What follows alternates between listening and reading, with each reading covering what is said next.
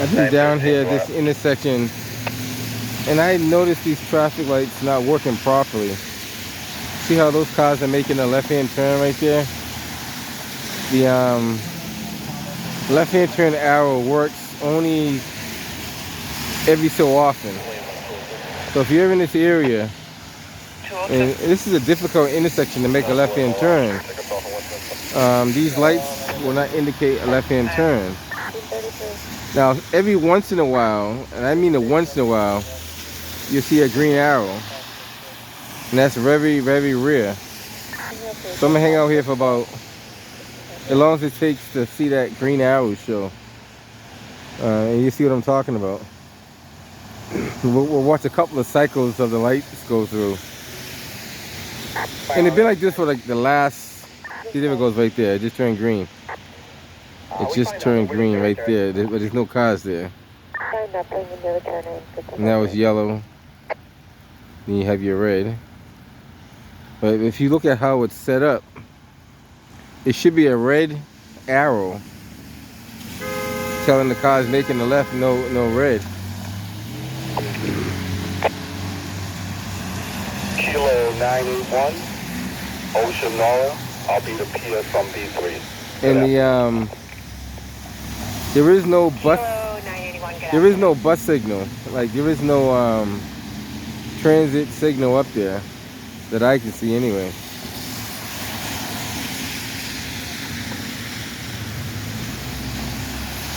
And most of the cars are in the lane going straight. So if there's no car in the left turn lane, it won't activate the signal. So I understand that one. But if there's a car there, it should activate. See, I don't expect that one to activate because there's no cars there. But it will come on like towards the end. But those cars over there should be going straight.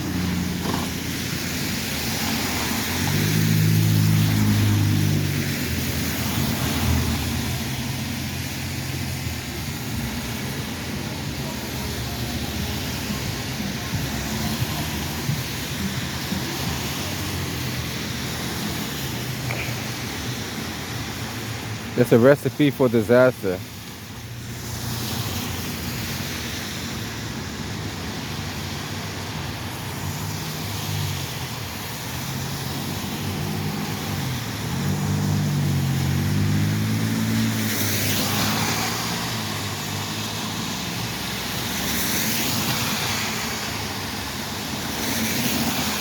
Let's see if they get the green arrow. Yeah, they got the green arrow just now.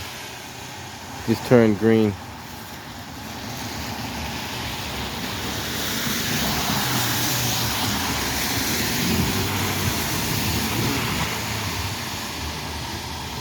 See, there should be a red, it should be a red left arrow there instead of a solid arrow. You already have 3 solid lights over here. So the third one, which is over here, should be a solid red arrow. Tango Delta 8. Tango Delta 8. And that secondary signal on the other side of it should be the bus signal. So I don't know if that ever activates for the bus or not, because I've seen a couple of buses pass through here and I haven't seen that light come on. So I don't know how that works.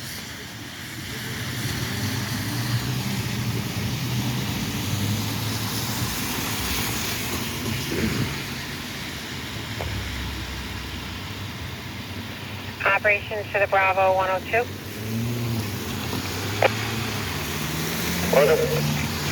Can you check it alarm 7 Gaston Street? It's general air conditioning. It's going to be a front motion. We got it.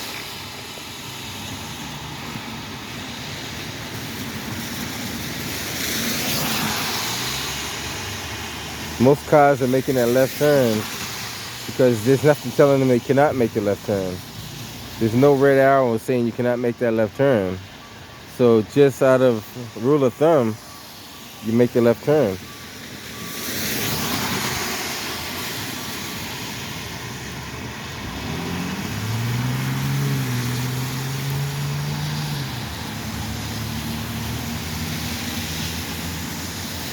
Unless you have a red arrow saying no left turn, that means that if you're making a left turn, it's clearly legal to do it. There's nothing saying you can't. Now they have the green arrow, but there's no, as you see, there's no cars there. They already made the turn.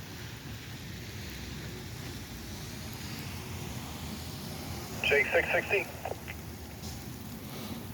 660. 14 Lincoln for now, and I'll be code 19 Eggleston Square. I have it.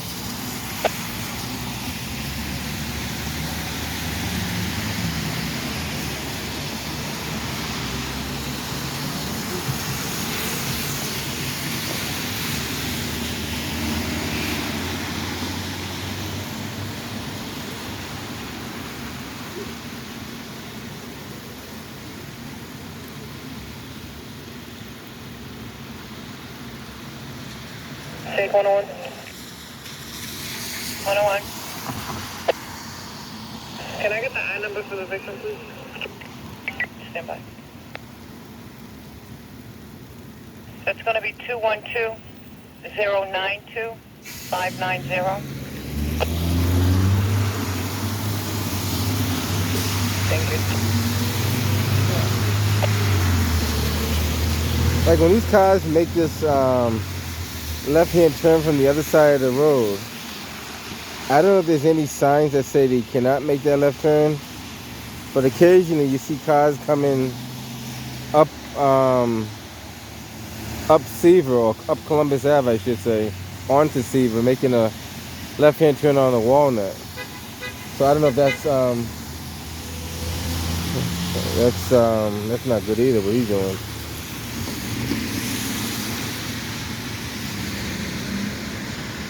Jake 411, Charlie Rob, can you put me back on the report for 135 Green?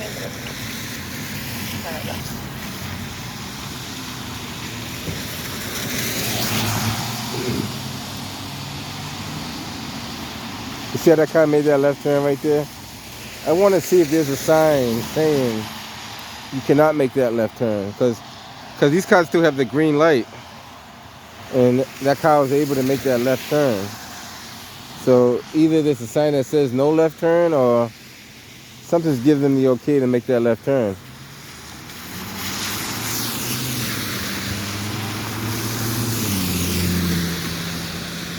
We'll take a walk over there once the light is in my favor.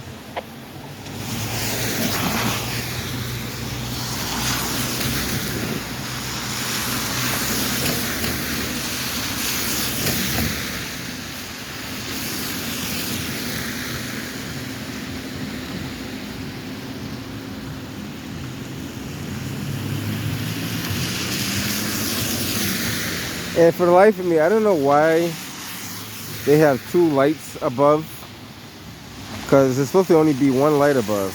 I don't know why that second light's there.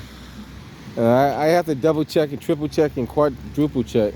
But I was told that one light per lane.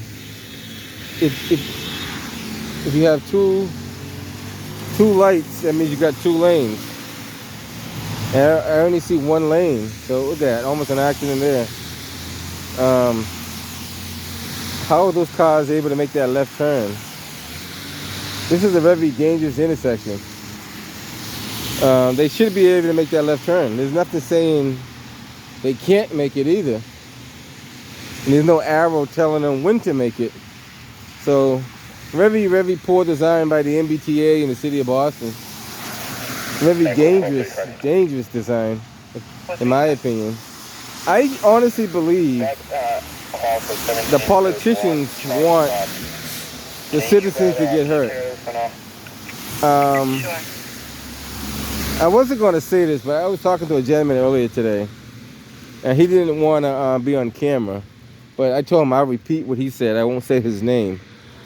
But he made something clear to me. He said Michelle Wu been in office for 8 years. Now, in the 8 years that she's been in office, she's been learning how the system works. So she learned how to maneuver in the system and exist in a system and say the right language and do the right thing to survive. It doesn't mean that she's going to do anything good. It just means that she's going to manipulate her way through the system. So it says no left turn right here. I'm sorry, sir. Take you off at what at RCC? That sign should be on the other side though too. Should be on the driver's side. Yep, I have it. So the sign says no left turn. A lot of times you can't even see that sign because the sign's above your head. It should be on the driver's side. Now this is now watch this. Now the guy's gonna say there was a sign on his pole. There's no sign on that pole, guys. Miraculously, the T is gonna put a sign on that pole next week somehow after an accident, and they're gonna state that somebody stole the sign. I'm not making this up, guys. The MBTA is gonna say that they had a sign on this pole right here, whether it's the black pole or the silver pole, that says no left turn. And they may even put a sign on that pole over there too, and claim it was up there all the time. There's no pole up, there's no sign on that pole. That's why I do these videos, so I can later look at the footage and see what they're talking about. So back to what I was saying about Michelle Wu. She had 8 years in office. She worked under the Minu administration. She worked under the Marty Walsh's administration. She also worked under Kim Janey's administration. So she had a lot of time to learn the tricks and skills inside the office and how to maneuver, how to say certain things to the right people to get the right vote. But doesn't mean you're going to do anything in office. It just means that you're going to skillfully maneuver your way through office to get things done. Now, I can't quite word it the way the gentleman put it to me, but he said that politicians in general, politicians are crooked. Now, he said what they do is they have to play the game of politicians. If you're not crooked when you're on the outside, but when you get in, you will become corrupt. Now, what happens is, the analogy he gave it to me is like playing a game of basketball. If you come with the skills of playing football and try to play it on a basketball court, it won't work because you're playing by the wrong rules. So you have to play by the politician rules. And he said that's how they maneuver their way through City Hall. Politics is all the same. They're basically giving you lip service. They're only going to do enough to make it look like they're doing work, but they're not going to make any serious change.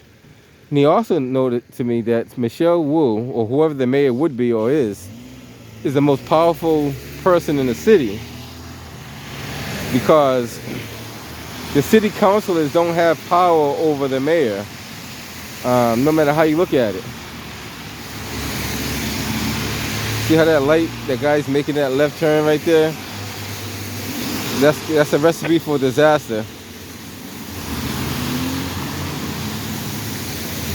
And one day I'm gonna talk to him again. Maybe he might elaborate more on it. But the information that he shared with me is kind of mind-boggling, and that explains why there have not been no major change in the city of Boston geared towards the citizens of the city of Boston.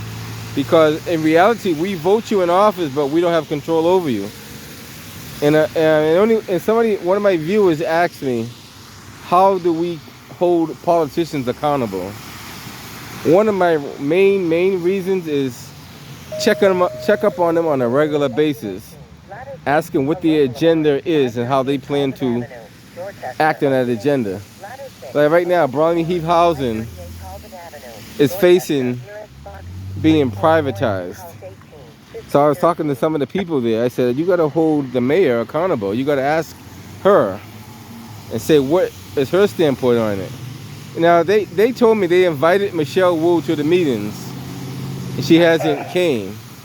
So I'm going to play devil's advocate because I can't assume that they did ask her that question.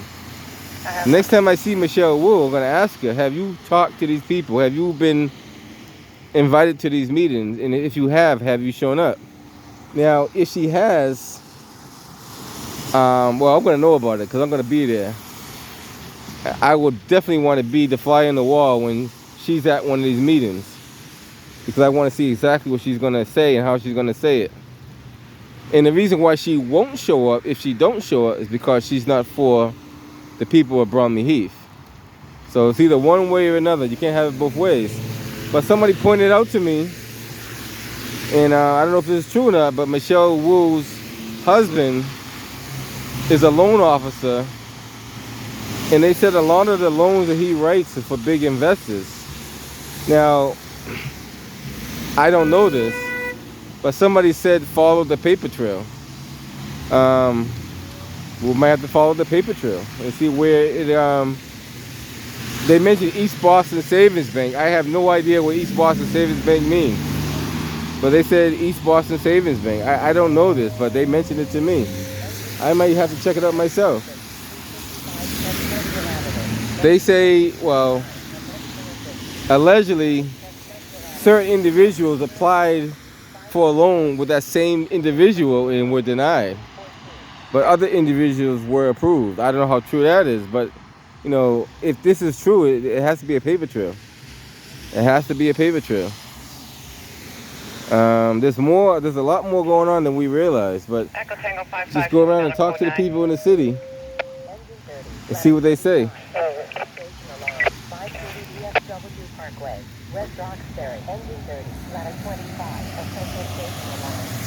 So right now they have a sign. I'm gonna back up to the no left turn sign, and it's not here. It should be on that pole there, but it's not on that pole. So it's on the pole that once you get to the intersection, you really can't see. It's right on this pole, and it's not on the car level. It's on like a truck level, up higher up, like there. If it's on the car level, you probably be able to see it a little bit better.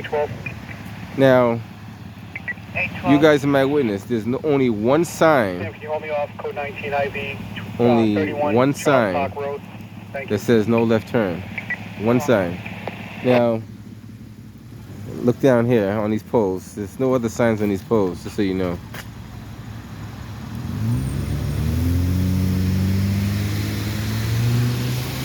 Now, sometime during the week, either the MBTA or the city of Boston is going to throw a sign on this pole saying no left turn.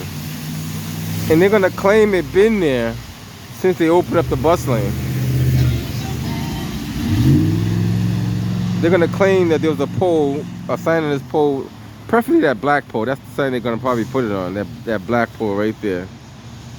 And they're going to claim it's been there since they opened up the bus lane. And they might, just for good measure, they might put a sign on that pole right there where it says stay to the right. They might put a sign there just to say they did it. But you and I know that there's no sign that says no left turn, at least that we can see over here. There's one sign I'll show it to you one more time. That's back here. And that's put up by BTD. It says Boston Traffic Department. And it has an R. I think it says R5. If I can focus on it. R5 at the bottom. And you can see it's a BTD sign because it says BTD right there. The other one's a BTD. It looks like it says a R10. Oh, no, R13. Sorry about that. R13. Now, these signs are there, but there's no other signs there. Might as well walk on the other side right quick. 20, 17, and 52, ladder 7 and 29, jet Q2, obstruct your fire, 36 Ridgeview Street, Dorchester, engine 16, 20, 17, and 52, ladder 7 and 29, jet Q2, obstruct your fire, 36 Ridgeview Street, Dorchester, nearest box 3467 Adams and Hillsdale Street, 1518. Over here, there's no signs indicating anything. Nothing.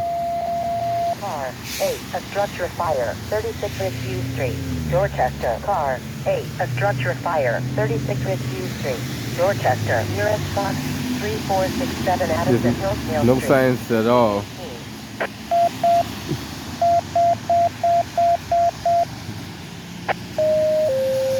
Engine 3, an unknown vehicle, 444 Harrison Avenue, Boston. Engine 3, an unknown vehicle, 444 There's no sign Harrison saying you Avenue, can't make a left-hand turn here at all. 163 There's also no arrow telling you when you can make a left-hand turn. Landing Ladder 29, you can return. Okay, ladder 29. Back up further so you can see what I'm saying. Ladder 6, a structure fire, 36 Rescue Street, Dorchester. Ladder 6, a structure fire, 36 Rescue Street, Dorchester. Nearest box 3467 Adams and Hillsdale Street, 1518. No sign at all. I still don't know why they got these double. It almost looked like, you know, other people are laughing at us when we put double traffic lights on a single lane thing, because the guys who install these and know how to install these properly are probably saying, like, who was the idiot that put those up there?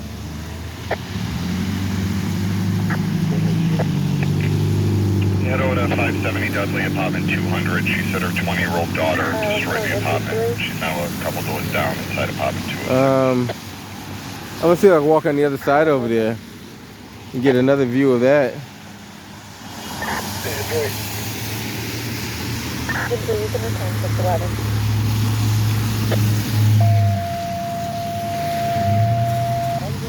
A structure fire, 36 Rescue Street, Dorchester. Engine 18, a structure fire, 36 Rescue Street, Dorchester. Nearest box 3467 Adams and Hillsdale Street, 1520. Take a quick walk over here and see what we see from this angle. You always gotta get different angles just to see what's out there. 3467, truck for 36 Rescue Street. All couples responding to box 3467. I'm not sure if that's an actual structure fire. They struck a lot of, they sent a lot of departments over there though. So we got Rescue 2 responding as well, so we'll see how well that is.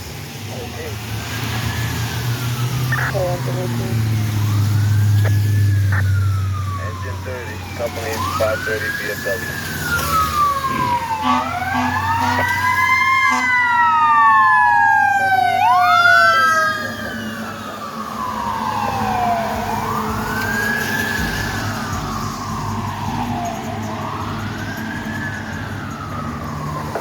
Delta 22, call fire alarm. Delta 22. Give me a still for outside fire on Atkinson Street, please.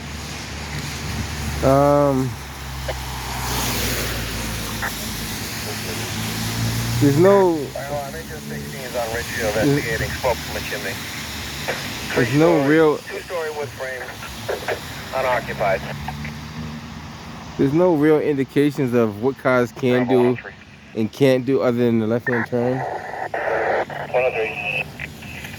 Guys checking unknown at the Stop and Shop in Grove Hall. It's a belligerent male caller just screaming for the police. Investigating two-story wood See, frame. all that says is bus lane ahead We got it.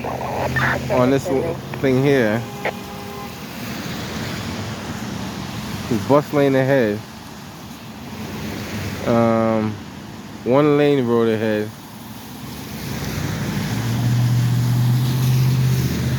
Left lane must turn left. Over here it says bike lane ends. 16 years smoke showing, please go on the Delta side. So nothing other than that, no major indications of anything else. Now they have like, I think 4 sensors or three sensors on the ground. So that van's gonna go because there's nothing telling him not to go. Ladder 23, a structure fire, 36 Rescue Street, Dorchester. Ladder 23, a structure fire, 36 Rescue Street, Dorchester. Nearest box 3467 Adams and Hillsdale Street, 1523. Station 1, L20 will be the primary on half-off.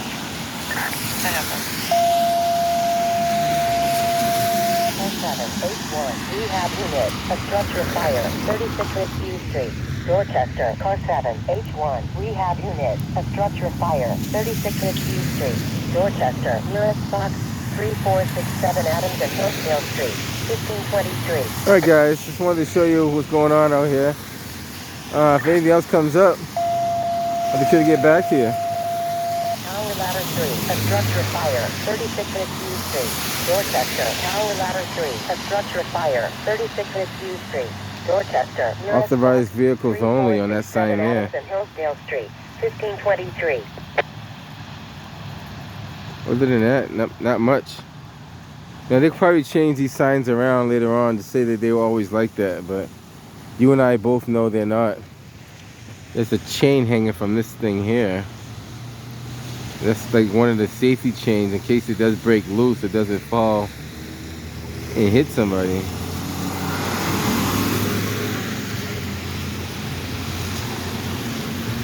At least I think that's what it is.